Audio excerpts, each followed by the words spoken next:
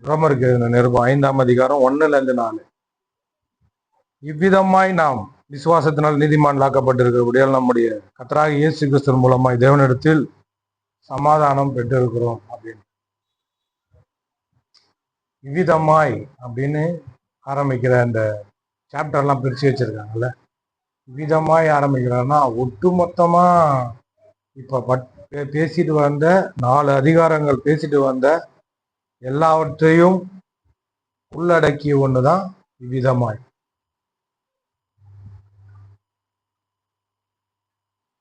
சரிங்களா?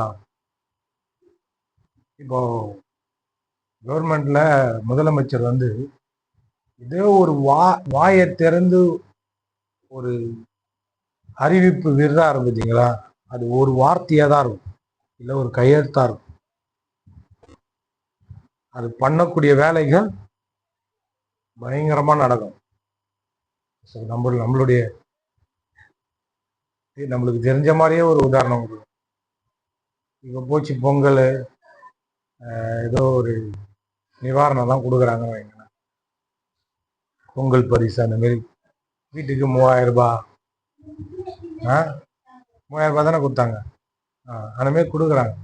அவர் ஒரு வார்த்தை சொன்னாரு, அந்த வார்த்தையில எவ்வளோ காரியங்கள் எத்தனை பேர் கொடுத்தாங்க இல்லையா? அது எவ்வளோ போலீஸ் நிற்க வச்சாங்க, எத்தனை பேர் வீட்டுல இருந்து போனாங்க, அது எவ்வளோ வேலையை பண்ணுச்சு. அந்த மாதிரி இந்த ஒரு வார்த்தை இவ்விதமாய் அப்படின்றது வரலீங்களா? வருதா? ஓகே. இவ்விதமாய்ன்றது பேசிட்டு வந்த எல்லாத்தையும் சொல்லிட்டு இதை சொல்ற வார்த்தை. அந்த இவ்விதமாய்ன்றத ரொம்ப முக்கியமா கவனிக்கணும். எப்படி கவனிக்கணும்னா, இதுக்கு முன்னாடி பேசிட்டு வந்ததெல்லாம் நினைவுபடுத்திட்டு வரணும். இதுக்கு முன்னாடி என்னென்ன பேசினாரு? முதல் சாப்டர்ல சுவிசேஷத்தை குறித்து பேசுறாரு. அதுக்கப்புறம் மனுஷனுடைய கேரக்டரை பத்தி பேசுறாரு, தேவ கோபாக்கினிய பேசுறாரு. அதுக்கப்புறம் சுய நீதி, மனுஷங்க அந்த நியாய பிரமாணத்துல இருக்கிறாங்க, நியாய பிரமாணத்தை பேசுறாரு. நியாய பிரமாணத்தை பேசிட்டு சடங்காச்சாரங்கள்லாம் அனுசரிக்கிறாங்க, அதுல பக்தி வைராக்கியம் கொண்டு இருக்கிறாங்க, அதெல்லாம் பேசிட்டு அப்புறமா உதாரணம் கொடுக்குறாங்க. ஆபிரகாமு, தாவீது, இந்த மாதிரி அவங்க பேசின அவங்களுடைய விசுவாசத்தையும் பேசினதையும் என்ன பண்றாரு, உதாரணமா கொடுத்துட்டு அதுக்கப்புறம் சொல்ற வார்த்தை தான் இவ்விதமாய் அப்படின்னு வரும். ஆதலால் அப்படின்னு வரும். அது அப்புறமா ஆகையால் அப்படி வரும். இவ்விதமாய் அப்படின்னா இந்த விதமாதான் மனுஷங்களுடைய விசுவாசமும் நம்பிக்கையும் இதுல அடங்கி இருக்குது அப்படின்னு சொல்ல வர. ஓகே, நாம் விசுவாசத்தினாலே நீதிமான் ஆக்கப்பட்டிருக்கிறபடியால் நம்முடைய கர்த்தராகிய இயேசு கிறிஸ்து மூலமா தேவனிடத்தில் சமாதானம் பெற்றிருக்கிறோம். இதை நம்ம பார்க்க வேண்டியது ரொம்ப அவசியம். யாரெல்லாம் உண்மையான கடவுளாகிய இயேசு கிறிஸ்து கிட்ட வராம இருக்கிறாங்களோ, கடவுளை இயேசுவை தெரியாம இருக்கிறாங்களோ, அந்த ஆத்துமா சமாதானம் இல்லாம இருக்கும்.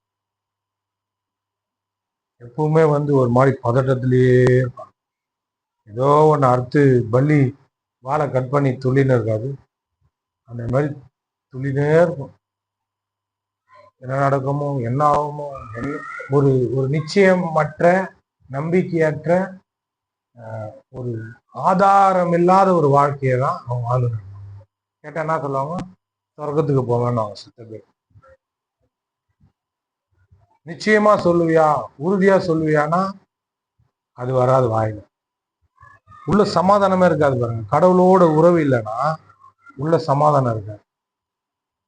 சமாதானம்ன்றது என்ன இதுன்னா, ஒரு குறையும் இல்லாத, ஒரு தாட்சியம் இல்லாத, எல்லா நிறைவோடும் இருக்கக்கூடிய ஒரு வாழ்க்கை தான் சமாதானம். அது ஹீப்ரூல ஷாலோம் அப்படின்னு. எப்படி தேவன் உண்டாக்குனாரோ அந்த சிஸ்டிப்ல என்னெல்லாம் இருந்ததோ, எவ்வளவு நிறைவா இருந்ததோ, எதுவுமே நத்திங் மிஸ்ஸிங், நத்திங் புரோக்கனா. அப்படிதான் சமாதானத்துடைய அந்த மீனிங். எதுவுமே குறைவில்லாததும் எதுவுமே உடைக்கப்படாததும். அதை கொஞ்சம் யோசனை பண்ணி பாருங்க. எல்லாமே பரிபூர்ணமா இருக்கு, எல்லாமே நிறைவா இருக்கு. அதுதான் அது இருக்குதா மனுஷங்களுடைய வாழ்க்கையில, சுத்திர இருக்கிற ஜனங்களுடைய வாழ்க்கையில அது இருக்குதா அப்படின்னா எதனா ஒரு குறை இருக்கும் ஆத்மான. அதனால்தான் இயேசு இருந்தா எல்லாம் போதும். இயேசு இருந்தா எல்லாம் இருக்கிற மாதிரி சமம். நான் சொன்னேன்ல ஒரு வீடியோல, அவர் போதும், எதுவுமே இல்லையா, அவர் போதும். அவர் இருந்தா எல்லாமே வந்துடும். அவர் போதும்னா அவர் மட்டும் போதும், மற்றதெல்லாம் வேணான்னு சொல்ல. அவர் இருந்தா மற்றது எல்லாமே வந்துன்னே இருக்கும்.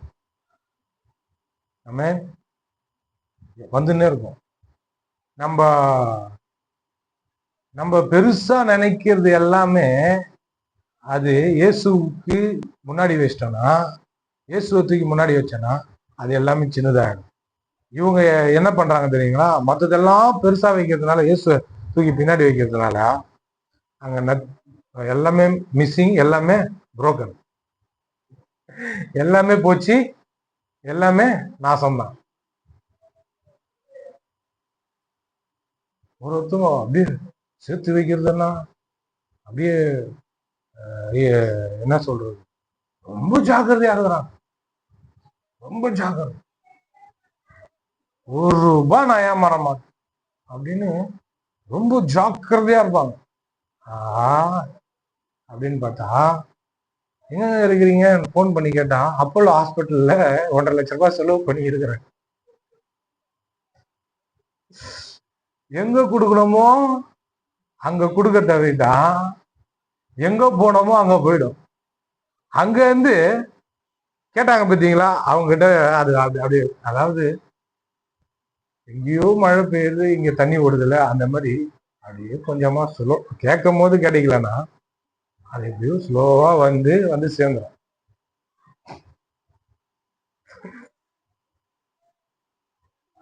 நீங்க நல்லா நல்லா நோட் பண்ணீங்கன்னு வைங்களேன், பைபிளுடைய வசனம் அப்படியே பார்க்கலாம். பாவியின் ஆஸ்தி நீதிமானுக்கு சேர்த்து வைக்கப்படும் அப்படின்னு இருக்குல்ல. நீ என்ன பண்ணு, தண்ணீர்ல அப்பத்தை போடு, அது உனக்கு வேற வழியா வந்து கிடைக்கும் அப்படின்னு இருக்கு.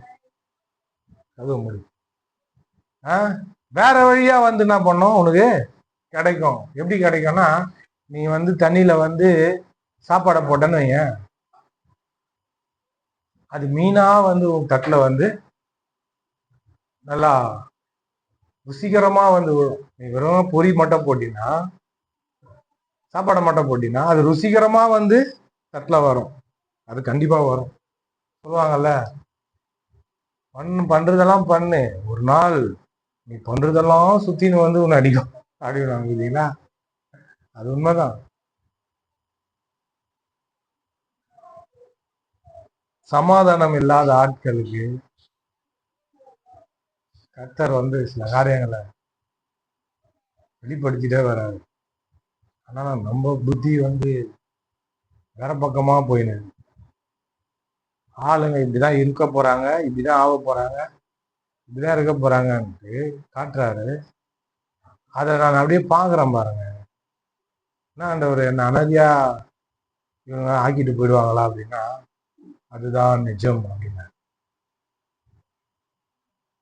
ஆண்டவர் இவங்க கூத்தெல்லாம் நான் பார்த்துன்னுக்கிறேன், பாரு நல்லா பார்த்துக்கோ, ஒரு நாள் பார்க்க மாட்டேன் அவங்க கூத்த. பேசுறாங்க பண்றாங்க எல்லாமே தெரியுது இல்ல, ஒரு நாள் நீ இருப்ப, அவங்க இருக்க மாட்டாங்க. கஷ்டமா இருக்குது, இப்ப கஷ்டப்படாத, ஒரு நாள் சந்தோஷம் வரும். இதுக்கு இந்த 1000 நன்மைகள் பாடணும்னா என்னன்னு தெரியல, எடுத்தோடனே அந்த பாட்டை பாடு.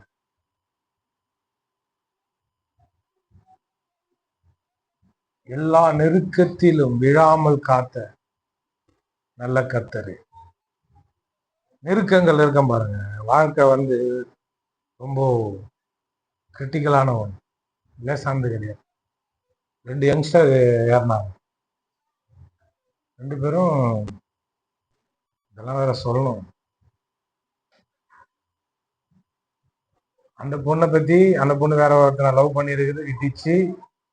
இவனும் அதை தெரிஞ்ச லவ் பண்ணி கல்யாணம் பண்றாங்க. அந்த பொண்ணு மட்டும் தான் என் கூட டிராவல்ல வந்து நிறைய பேசின வந்து வெளிப்படையா பேசிட்டே வருது. நான் எடுக்கிறேன்னு தெரிஞ்சே பேசிட்டு வருது, தனியா தான் வரும். அப்புறமா அந்த பையனை போய் பிக்கப் பண்ணோம். அந்த பொண்ணு பார்த்துச்சு. அதுக்கப்புறம் அவங்கள 2 பேரும் வந்து அவங்க வீட்டில் விட்டேன். பத்திரிக்கை அடிக்கிறாங்களோ அந்த பத்திரிக்கையை பார்க்கணுமோ அதுக்காக வரேன். இவங்களுடைய பிரச்சனை என்னன்னு எனக்கு தெரிஞ்சிச்சு. நான் வேற பாஸ்டர்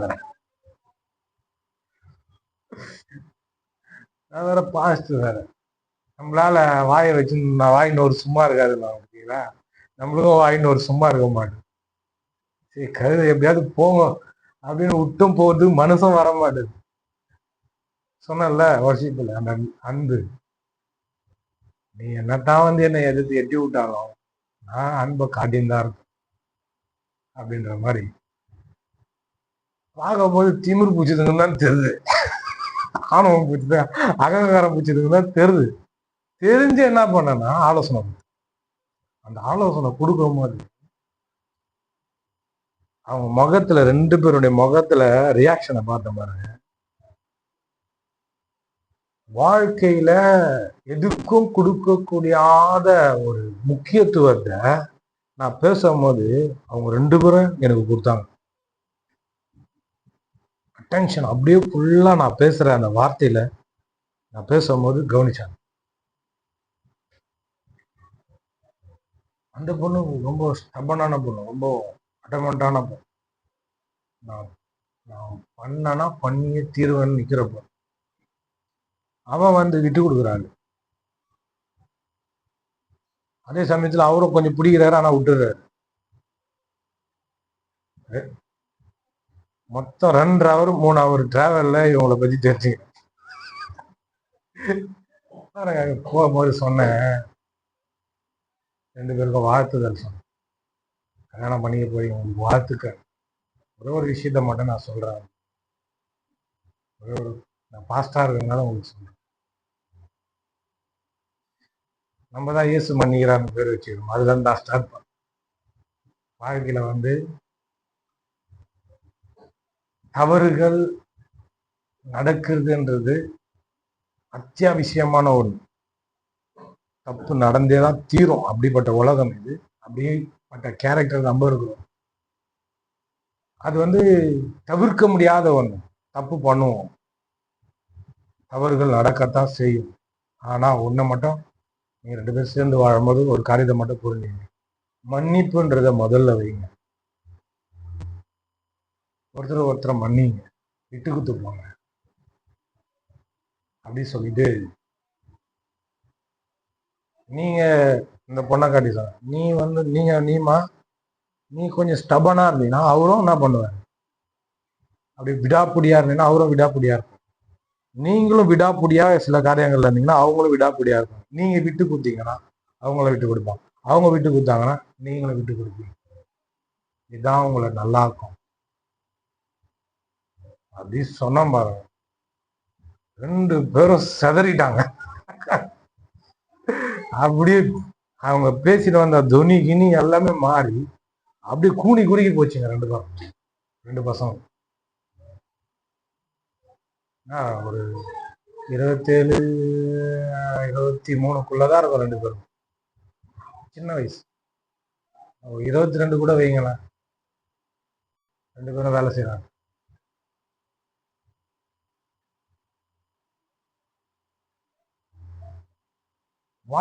அதாவது நம்ம புரிஞ்சுக்கணும், வாழ்க்கை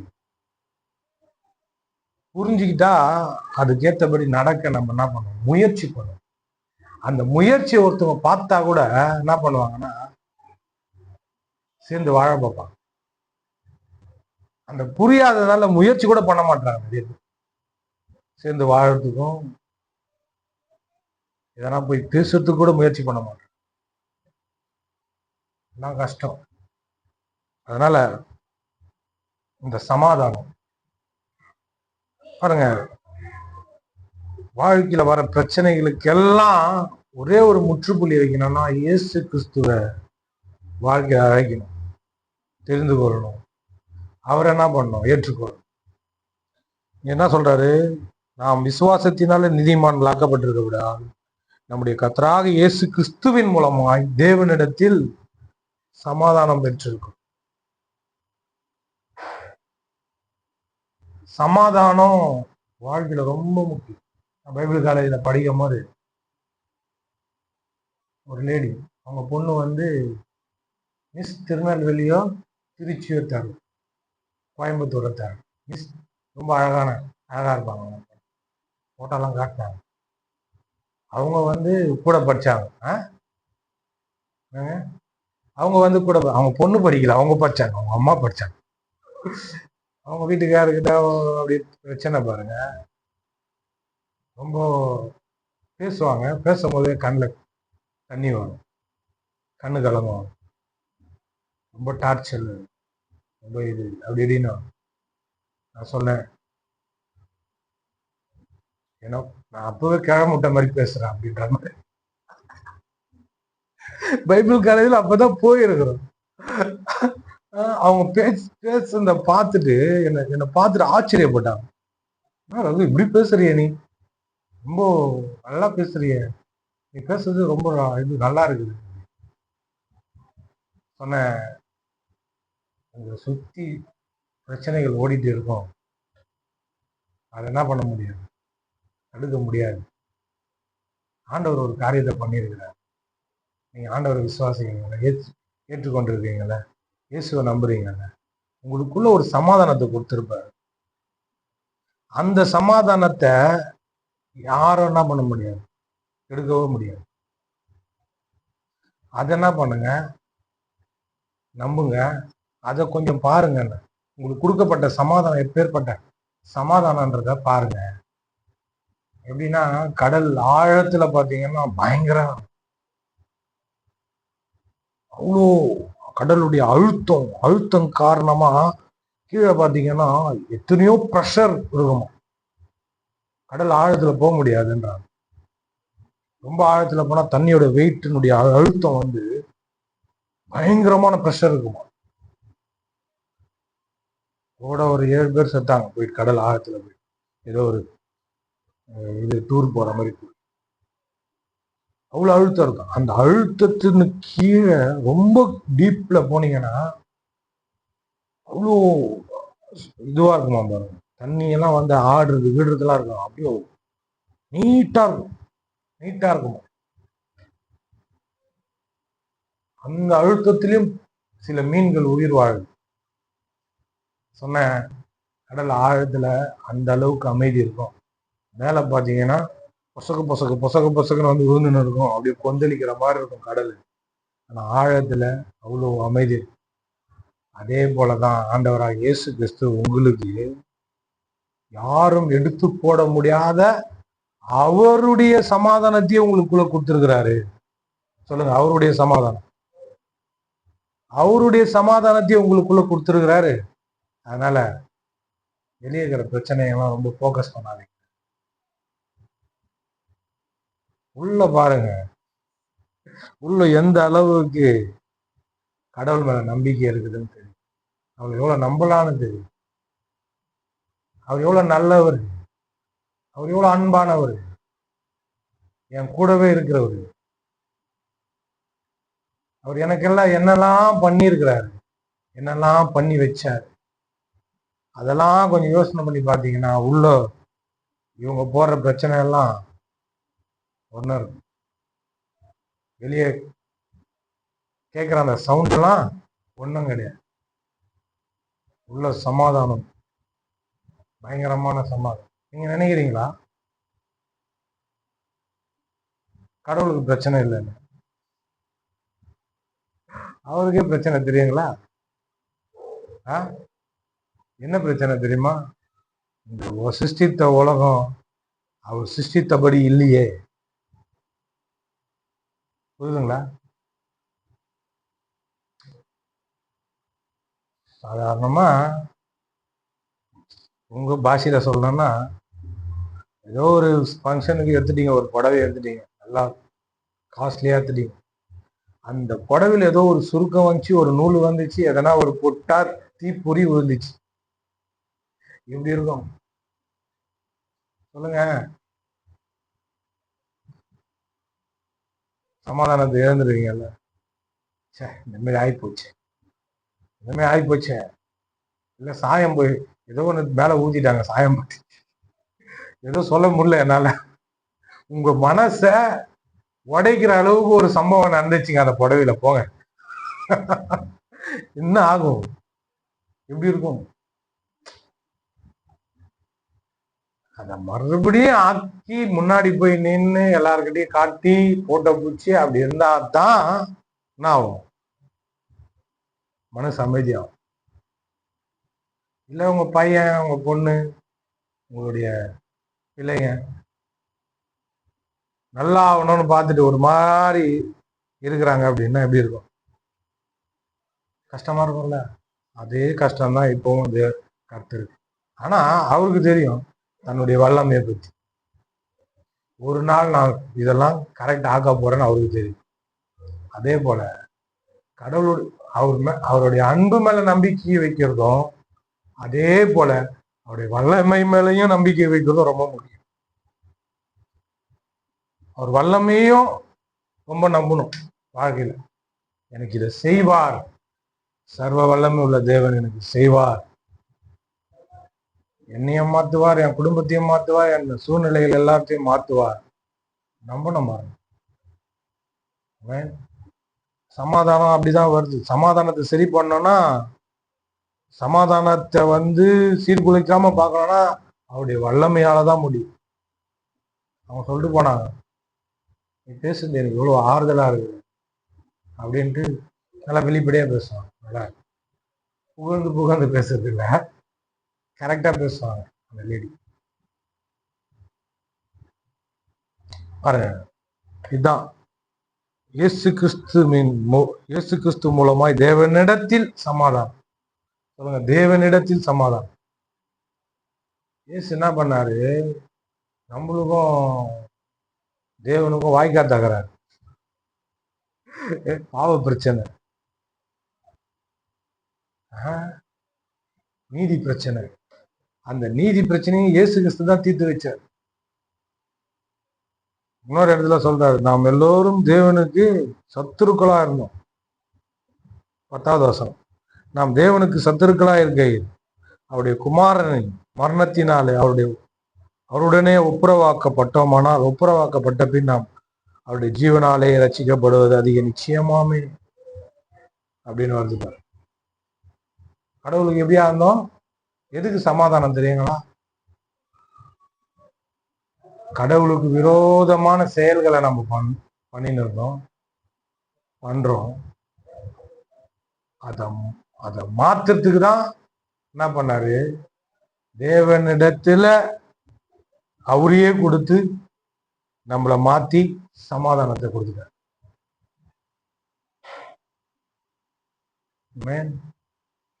ஒரு செயலுக்கும் எதிர்வினை. அன்னைக்கு ஒருத்தர் சொல்றாரு பாருங்க,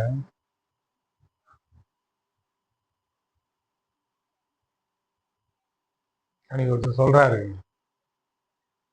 வீட்டுல ஒருத்தவங்களை சேர்க்கறது கூட ஃபாரின் பாஸ்ட், வீட்டுல ஒருத்தரை சேர்க்கணும்னா ரொம்ப யோசிக்கணும், ஆவில நடக்கணும். ஒருத்தரை நம்ம கூட சேர்க்கணும், நம்ம வீட்டில் தங்கணும், இருக்கணும், சாப்பிடணும். அப்படி ஒரு ஃபெலோஷிப்பை வைக்கிறோம், ஒரு உறவை வைக்கிறோம்னா ரொம்ப ஜாக்கிரதையா இருக்கணும். ஏன்னா ஒரு ஆளை தான் நீ பார்க்குற, அந்த ஆளுக்கு பின்னாடி பரம்பரை சாபம் இருக்குது, பிசாசின் கூட்டமும் இருக்குதான். அதனால ஜாக்கிரதையா இருக்கணும். ஒருத்தரை இட்டுன்னு வீட்டில் நிற்க வைக்கிறதும் சரி, வீட்டில் படுக்க வைக்கிறதும் சரி, அவங்களோட உட்காந்து சாப்பிட்றதும் சரி, உறவாடுறதும் சரி, ஜாக்கிரதையா இருக்கும். ஏன்னா அவன் வரல, பின்னாடி பரம்பரை சாபத்தையே கொண்டு வரான். அவன் வரல, அவன் கூட பிசாசின் கூட்டமே வேலை செஞ்சுன்னு வருது. இப்படிப்பட்ட ஆள் ஐட்டம் வந்து வீட்டில் வச்சுக்கினா என்ன ஆயிடும்? நம்ம சமாதானம் கெட்டு போயிடும். இப்ப அதான் நடந்துன்னு கட்டிங் குவார்டர் கட்டிங் சொல்றாங்களா?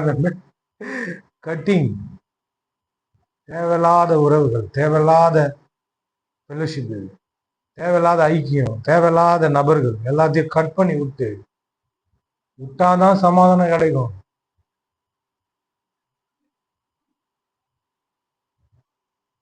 இன்னும் இவங்க வந்ததுல இருந்தே ஒரு மாதிரி இருக்குது அப்படின்னா, இவங்க கிட்ட பேசுனதுல இருந்தே ஒரு மாதிரி இருக்குதுன்னா,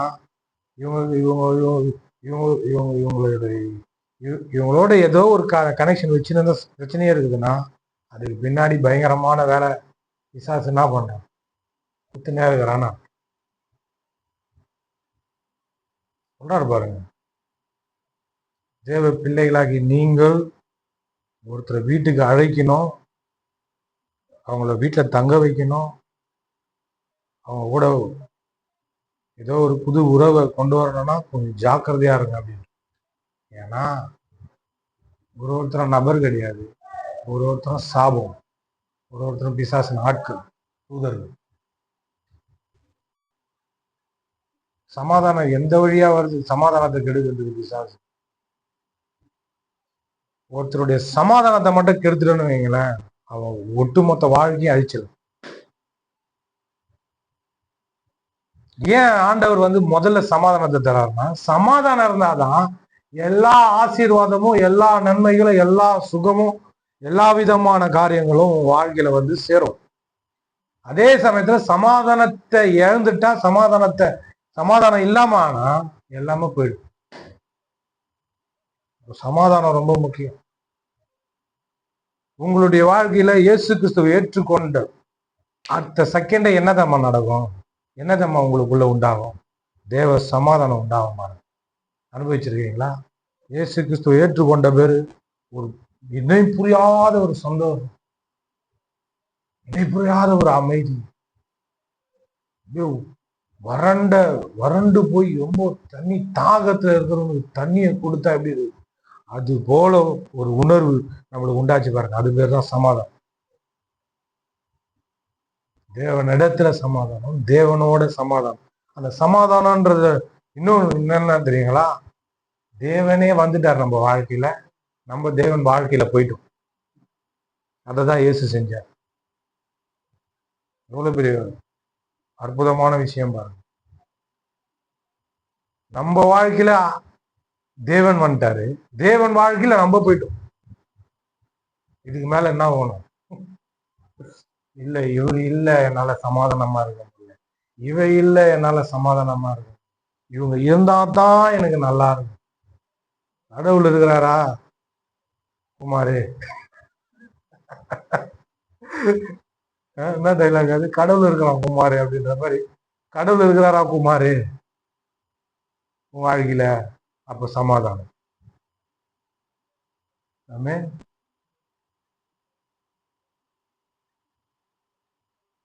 சமாதானத்தை எங்கேயும் தேடுறது? இயேசுவின் இடத்துலதான் இருக்கு சமாதானம். ஆண்டவராக இயேசு கிறிஸ்து மட்டும்தான் சமாதானத்தை பரிபூர்ணமா தர முடியும். அந்த பரிபூர்ணமா தர சமாதானம் எப்படிப்பட்ட சமாதானம்னா, கடவுள் எப்படி பீஸ்ஃபுல்லா இருக்காரு, எவ்வளவு சமாதானமா இருக்கிறாரு, அதே மாதிரி நம்மளும் இருக்கணும்.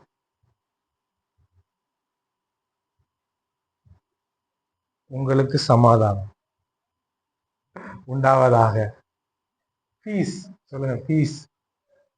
யாருன்னா வந்துட்டாங்கன்னா நம்ம பீஸா ஆயிடணும். இங்கிலீஷ்ல நல்லா இருக்குல்ல, சமாதானம், பீஸ். கேட்கும் போதே நல்லா இருக்கு, பீஸ் அப்படின்ற பீஸ்.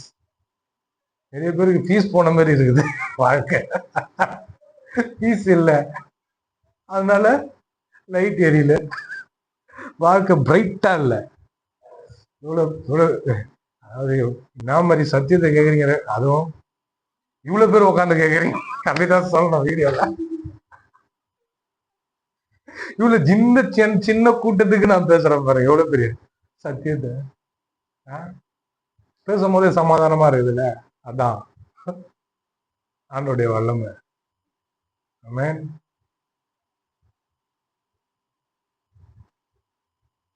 நீங்க செய்யற வேலையிலேயே சரி, நிம்மதி அப்படின்றாங்க இல்லைங்களா, அது தற்காலிகமானது. ஆனா சமாதானம்ன்றது நிரந்தரமானது. அமைதிக்கு பெயர் தான் சாந்தி. சாந்தி, அமைதி, நிம்மதி. இது மூணுமே உலகத்துல பேசுற வார்த்தை. அமைதிக்கு பெயர் தான் சாந்தி, அந்த அமைதியில் ஏனடி சாந்தி அப்படின்ற மாதிரி அமைதி, சாந்தி, நிம்மதி என்னென்னவோ சொல்றாங்க. அதெல்லாம் நிரந்தரமானது கிடையாது.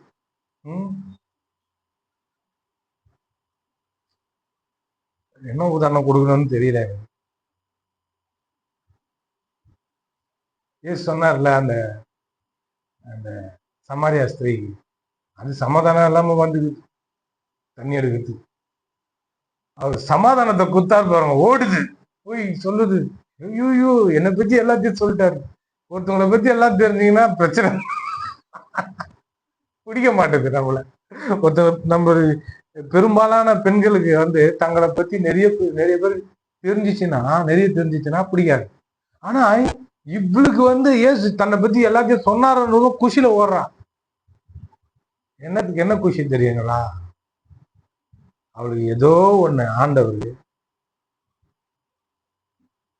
காட்டிட்டாரு. என்ன காட்டினார்னா, அவளுடைய அன்பை காட்டினார். அவ அன்பு இல்லாம தான் சுத்தின்னு சமாதானம் இல்லாம வந்தான். ஆண்டவர் என்னதம்மா சொன்னாரு, உனக்கு ரொம்ப புருஷனை கூட்டினான. எனக்கு புருஷன் இல்லை அப்படின்ட்டான். பொய் சொல்லிட்டான். பொய்யெல்லாம் சொல்றேன், பொய்காரி அப்படின்னு அவ சொல்ல.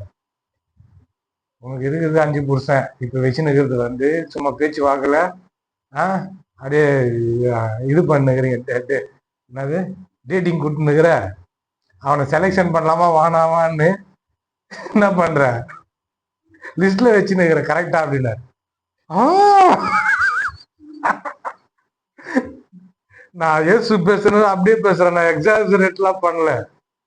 ஏசு அவகிட்ட அப்படிதான் பேசினுக்கிறார். இப்படி சொன்னதால என்ன பத்தி அப்படியே உங்களுக்கு தெரியுது அப்படின்னு சொல்றான். நான் யாருன்னு தெரிஞ்சா என்கிட்ட உனக்கு என்ன வேணும்ன்றத கேட்பேன் அப்படின்னு. நான் தான் கிறிஸ்துன்னாரு பாருங்க. அவ 2 விஷயங்கள்ல போராடின்னு இருக்கிறான். என்னன்னா, கடவுள் மேல நம்பிக்கை இருக்கு அவனுக்கு, இன்னொன்னு வாழ்க்கையில நம்பிக்கை இருக்கு. அந்த கடவுள் மேல இருக்கிற நம்பிக்கையினாலதான் அவ சமாதானத்தை அங்க அடைஞ்சான். இதே வேற ஒரு பொண்ணுகிட்ட போயிட்டு உனக்கு 5 புருஷன், என்ன நீ என்ன பத்தி இந்த மாதிரி நான் சொல்ற, போடா வேலையை பார்த்துன்னு ஓட்டு இருக்கும். ஆனா அவ ஆண்டவர் மேல நம்பிக்கை இருந்ததுனாலதான் அதே இடத்துல நின்று அவர்கிட்ட பேசின்னு இருக்கான். அவ சொன்னா பாருங்க, நீங்க என்ன சொல்றீங்க, அவங்க போய் எருசலேம்ல உங்க தேவாலயத்துலதான் ஆராதிக்கணும், அங்கதான் கடவுள் இருக்கிறாருன்னு சொல்றீங்க, அப்படி இப்படின்னு பேசணும்னு அவர் சொல்றாரு. கடவுளை எங்கேயும் ஆராதிக்கக்கூடிய நாளை வந்துச்சுமா, நான் வந்துட்டேன்ல அப்படின்னுதும், அந்த கடவுளை கிட்ட அந்த இருக்கிற நெருக்கம் தான் அவளை இயேசுவை நம்ப வைக்கிறதுக்கும் அவ சமாதானத்தை அடைஞ்சதுக்கும் உண்மையான அன்பை தெரிஞ்சதுக்கும் ஒரு காரணம். போடுறா பாருங்க சமாதானத்தை, போய் இவ பெற்ற சமாதானத்தை ஊர் ஃபுல்லா சொல்லி தட்டின்னு வந்துட்டா ஊரிய.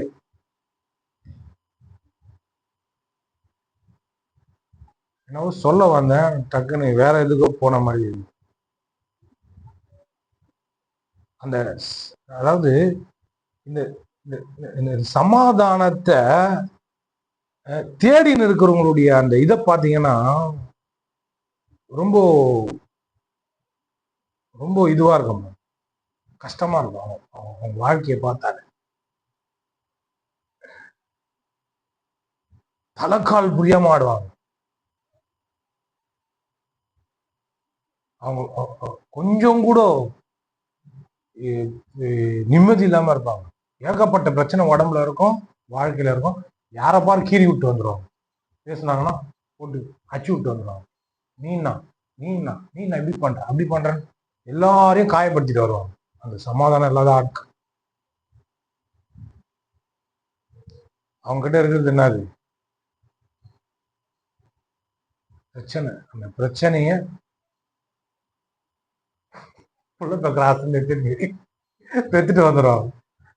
நீ ஒரு குட்டி வச்சுக்கோ, நீ ஒரு குட்டி வச்சுக்கோ, நீ ஒரு குட்டி வச்சுக்கோன்ற மாதிரி ஆகிடுவாங்க. ஆனா சமாதானத்தை அடைந்த ஆட்கள் மற்றவங்களுக்கு சமாதானத்தை கொடுப்பாங்க. ஒருத்தவங்கிட்ட நீங்க பேசுறீங்க, ஒரு இடத்துக்கு நீங்க இப்ப சர்ச்சைக்கு வந்துருக்கீங்க, ஒரு இடத்துக்கு போறீங்க, உங்களுக்கு சமாதானமா இருக்கு, நிம்மதியா இருக்குது, அங்க போனா ஒரு சந்தோஷம் கிடைக்குது அப்படின்னா அந்த இடத்துல கடவுள் இருக்கிறார். அவங்க கிட்ட கடவுள் இருக்கிறாருன்னா, கடவுள் அவங்க மூலமா என்கிட்ட பேசுறாருன்னா, அந்த சமாதானத்தை கெடுக்கக்கூடிய ஆட்கள் யாருன்னா சொல்றாரு, ஏசு சொல்றாரு, சமாதானம் பண்ணுகிறவர் தேவனுடைய புத்திரரா இருக்கிறாங்க. அவங்க கடவுளுடைய மகன். சமாதானத்தை கெடுக்கக்கூடிய பிசாசின் மகன் புத்திரர்கள். அப்ப ஜாக்கிரதையா இருக்கணும் பாருங்க. அதனால்தான் ஒருத்தர் கூட கூட்டணும் வந்து வீட்டுல வைக்கிறதும் சரி, பேசுறதும் சரி, பழகிறதும் சரி, ஜாக்கிரதையா இருக்கணும். ஏன்னா சமாதானத்தை கெடுக்கும்படியே வரக்கூடிய ஆட்கள். அதனால கடவுள் கொடுத்த இந்த சமாதானத்தை காத்து கொள்ளக்கூடியது நம்மளுடைய கடமை. பொறுப்பு நம்ம கிட்டதான். பொறுப்பு நம்ம கிட்டதான். இந்த சமாதானத்தை நம்ம கிட்ட கொடுத்துட்டாரு, நம்பிக்கை அவர் மேல வைக்கணும். அதுதான் நம்ம காட்டுற பெரிய பொறுப்பு. நம்பிக்கை அவர் மேல வைக்கிறோம் பார்த்தீங்களா, அவர் பார்த்துப்பாரு எல்லாம் அப்படின்னும் போது அவருடைய வல்லமை நம்மளுடைய வாழ்க்கையில செயல்படும். சமாதானத்துக்கு குறைச்சல இருக்காது. நம்ம எவ்வளவுதான் கட்டி காப்பாத்தினாலும் நம்மளால காப்பாற்ற முடியாது. அவர் மேல நம்பிக்கை வைத்து அவரை சார்ந்து அவருடைய என்ன சொல்றது, அவருடைய உறவுல அவருடைய ஐக்கியத்துல கரெக்டா இருந்துனே இருந்தாலும் வைங்க, அந்த மனசாட்சியில சமாதானம் குறைச்சல ஆகும். பெரிய காரியத்தை நான் பேசியிருக்கேன். பேசும்போது எனக்கு தெரியாத ஒரு சில விஷயங்களை இன்னும் நல்லா சொல்ல வேண்டியது சொல்லலை. பார்ப்போம். கட் பண்ணிடு.